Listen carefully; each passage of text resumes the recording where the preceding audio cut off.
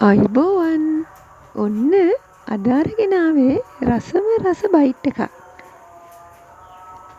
මේක මං හැදුවේ පාස්තා වලින්. මුලින්ම පාස්තා ටික අරගෙන මං ගත්තේ පාස්තා කෝප්පයයි. මේක හොඳට තම්බ ගන්න ඕනේ. ප්‍රෙෂර් කුකර් එකක විසිල් 3ක් විතර යනකම් තම්බ ගත්තාම ඇති. හැබැයි ප්‍රෙෂර් කුකර් එකෙන් ප්‍රෙෂර් කුකර් එකට මේක වෙනස් වෙනවා.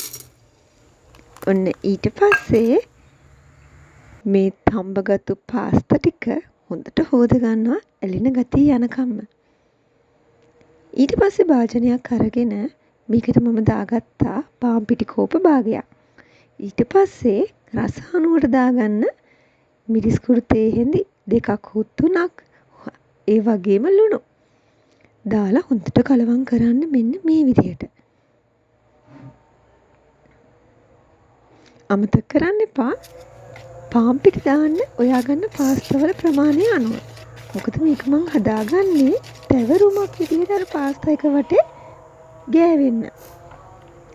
ඊට පස්සේ මේකට අර තම්බගෙන හොදගත්තු පාස්තා ටික එකතු කරලා ඒකේ හොඳට වැදිනකන් හොඳට කලවම් කෙරුවා.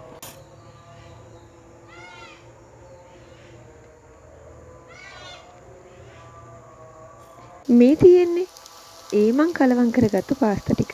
දැන් තියෙන්නේ ගැඹුරු තෙල් එකක් ලිපේ තියලා මෙන්න මේ රස කෑම එක බැඳ ගන්න. හදලා ඉවර වෙලා ඒකට රස බලලා ලුණු ටිකක් මිරිස් කුඩු ටිකක් එකතු කරලා හොඳට කලවම් කරලා රස බලන්න තමයි තියෙන්නේ. හදලා බලලා රස කොහොමද කියලා අපිටත් කියන්න. ගිහින් එන්නම්.